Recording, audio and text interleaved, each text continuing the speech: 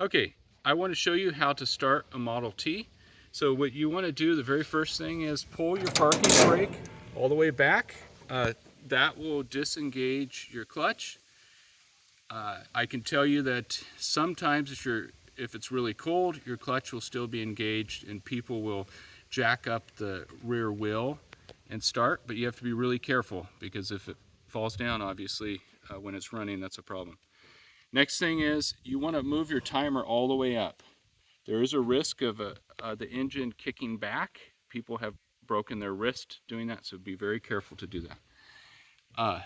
Move this down, and it's going to depend on your car, but about 5 to 7 notches down is usually good.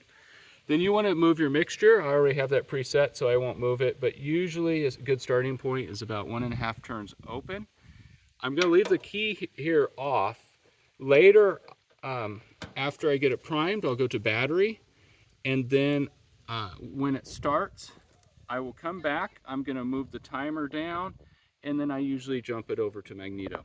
If your magneto is not working, then just leave it on battery. Okay, so I put this timer back up. As I said earlier, I'll come over here. Now, you don't need to prime it, all 4 cylinders.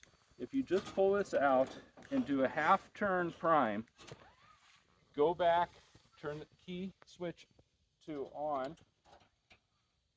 Usually you're going to hear the battery turn on, or just depends on where you left this. Now I'm going to pull it one more pull. That pull is to get it ready for that gas so you primed it. Now I'm going to go ahead and start it.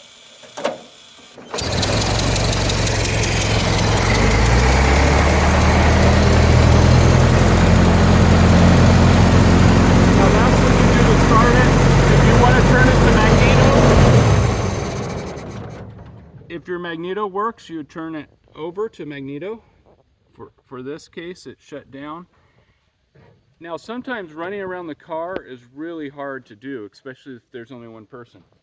One of the ways to avoid that is after it starts running, just pull your prime lever and tickle it back and forth until it starts to get running, and then run around and then move your timer down.